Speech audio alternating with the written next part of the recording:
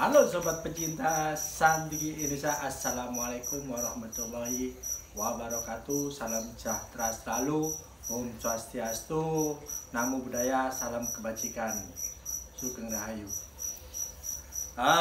Di konten kali ini kita membahas pertumbuhan ya, ataupun perkembangan bonsai. Ini dari hasil budidaya. Dari budidaya ini saya memproses seperti ini ya. Saya mengerjakan seperti ini atau membesarkan seperti ini.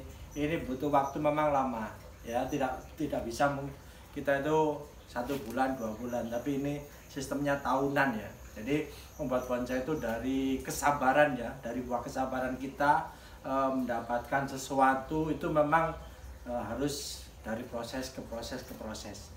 Nah ini umur kurang lebih umur 5 tahun ya. 5 tahun ya. Ini saya grounding ya. Saya grounding dengan pot segini aja bisa sebesar ini. Jadi dengan besarnya ini ya. Ini memang Santiki itu memang mudah adaptasi. Ya, mudah adaptasi. Ini dengan media sedikit pun dia bisa besar. Itu kelebihan dari Santiki. Jadi kita budidaya itu tidak perlu lahan yang luas. Kalau memang ada lahan luas itu luar biasa ya. Tapi kemungkinan ya bagi para pecinta Santiki Indonesia semua, lahannya sempit, nah itu bisa menggunakan pot seperti ini aja sudah cukup ya, sudah cukup. Ini pot ukuran kurang lebih 30 ini ya, ukuran 30 bisa mencapai kurang lebihnya segini ya, lumayan ini segini. Ini 5 tahun sudah segini. Jadi bagi pecinta tanaman Santiki dari hasil budidaya itu kita memang harus semangat ya, semangat untuk budidaya. Ayo kita galakkan budidaya. Karena apa? Dengan budidaya kita bisa melestarikan lingkungan ya. Memang zaman sekarang itu banyak pendongkel ya. Memang alam kita itu alam kaya raya. Alam kita itu alam surga ya. Jadi banyak tanaman-tanaman terutama Santiki ya yang ada di pesisir pantai itu memang luar biasa. Dulu memang banyak sekali ya di Indonesia ini ya, di setiap pulau-pulau itu rata-rata dihuni oleh Santiki. Tapi kelamaan semua kan roda berputar ya. Dulu memang banyak Santiki yang begitu tumbuh banyak sekali. Tahu kalau dijadikan bonsai menjadikan nilai ekonomi yang bagus. Akhirnya memang banyak ya. Awal-awalnya memang luar biasa pemburuannya dulu ya. Tahun kurang lebih sekitar 80-an ya, sekitar 80-an itu banyak pemburu-pemburu di daerah pesisir pantai itu diburu ya, tapi tidak tahu tentang botani. Nah ini mitos ya bagi dulu ya, pecinta-pecinta bonsai yang dulu-dulu itu mitosnya bahwa Santiki itu lama untuk tumbuhnya. Ada juga mitosnya susah hidup. Ada mitos lagi yang Santiki ini kurang cocok di daerah dingin ataupun dimanapun. Itu suatu mitos. Tapi kenyataannya memang kita harus apa? Kita harus tahu tentang botani, tentang karakter ya Santiki. Nah ini kita memang perlu kita teliti ya, semua kita harus kita teliti dari botani ya. Habis itu pertumbuhan, bagaimana bisa pertumbuhan cepat, ataupun bisa mencari varian-varian terbaru, varietas baru, itu memang harus kita teliti ya. Memang kenapa kok Santiki lama cepat besar ya, besarnya lama itu memang Santiki ada berbagai macam ya. Varian-varian Santiki itu sangat banyak sekali.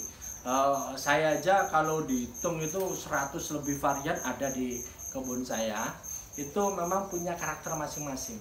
Nah di sini saya seleksi ya, dimana saya ngoleksi dari berbagai macam varian ya yang ada di Indonesia ya. Tadi tanaman sandiki di Indonesia itu saya teliti ya, habis saya kembang biakkan di mana yang paling tercepat, terbagus ya. Jadi memang kita kan mencari ya yang terbaik itu memang harus kita cari, kita teliti di mana harus mendapatkan tanaman sandiki yang potensi unggul ya. Jadi mitos dulu itu memang sandiki kapan besarnya kalau kita budidaya. Nah itu dulu mitosnya seperti itu. Tapi ketika kita turun ya, kita cari botaninya, habis cara penanganannya, cara perawatannya, ternyata itu 5 tahun sudah segini. Padahal di media seperti ini, apalagi kalau medianya itu lebih besar ya, media lebih besar itu akan lebih cepat pertumbuhannya. Saya terus terang ada di kebun saya itu umur 4 tahun ya, 4 tahun setengah sudah segini ya. Ini sudah terbukti. Nah, ini memang kita cari varian-varian baru untuk menciptakan varietas yang unggul. Sama aja dulu ya. Zaman dulu itu padi ya, saya contohkan padi dulu itu kalau panen itu bisa 1 tahun sekali panen, 1 tahun. Nah itu tingginya juga luar biasa, tingginya terlalu tinggi, bisa sampai mencapai 1,5 meter, bahkan 2 meter ya tingginya padi dulu. Nah, akhirnya diteliti ya para peneliti, istilah itu sarjana ataupun dulu itu mencari yang terbaik. Akhirnya diteliti, dikawinkan menjadi panen 9 bulan ya. Habis aku diteliti lagi ya sampai panen 6 bulan, 5 bulan, turun sampai sekarang sampai bisa 3 bulan ya. 3 bulan bisa panen. Nah itu sama, kita juga meneliti seperti ini, bagaimana cara ya potensi sandiki ini dulu katanya, atau konon dulu katanya lama, tapi ketika kita membuat ya ataupun kita budidaya ternyata cepat. Nah itu kita memang harus satu keuletan ataupun ketelatenan dan kesabaran akan mendapatkan suatu yang membanggakan ya. Jadi dari hasil budidaya membanggakan itu luar biasa. Jadi teman-teman ataupun sobat pecinta sandiki Indonesia, kalau memang kita belajar dari dongkelan segala macam, ayo kita tetap penyeimbangan ya, agak di stop pendongkelan liar. Kalau memang mendongkel silakan mendongkel, karena itu memang kebutuhan untuk menafkahi anak istri, itu nggak masalah. Tapi tolong jangan terlalu ambisi, jangan terlalu rakus ya. Apapun yang ada di situ sandiki, biarpun lurus, tegak lurus, ataupun yang nilai ekonominya kurang, itu mohon ya jangan jangan didongkel. Cari yang dongkel yang berkualitas. Memang di pesisir pantai itu tidak ada yang memiliki ya, karena pulau-pulau jarang dijamah orang. Memang hak bagi yang ngambil hak. Tapi kita kembalikan ya ke ekosistemnya. Karena apa? Sandiki ini memang dilindungi ya. Karena apa? Ada potensi bahwa itu untuk penahan abrasi ya, Karena apa? Di pesisir pantai kalau memang ada di daerah situ banyak mangrove, itu bisa kita ambil ya sandiki. Tapi kalau tidak ada mangrove adanya sandiki itu memang untuk penahan abrasi. Kalau tanpa ada penahan ya, itu nanti bisa erosi ya. Jadi daratan itu bisa nanti menjadi lautan ataupun menjadikan tergerus oleh air laut. Nah ini itu untuk kita ya, untuk kita kembalikan pada diri kita sendiri, bagaimana kita bisa mengupayakan ekosistem untuk mendapatkan kelestarian ya. Jadi silakan dongkel, tidak masalah buat saya, pesan saya, tapi cari yang benar-benar prospek kedepannya nilainya yang tinggi, jangan terlalu liar. Tapi ketika nanti habis, kita sedih. Kita ingat ya bahwa kita punya anak cucu. Jangan sampai nanti hanya tinggal kenangan, hanya tinggal cerita, itu sayang sekali. Jadi tolong bagi pedongkel pilih yang prospek ya. Insya Allah kita tidak masalah kalau kita dongkel, kita budidaya, kita cangkok, kita ambil dari bijinya, kita tanam, kita sebarkan lagi ke alamnya, itu sungguh luar biasa ya.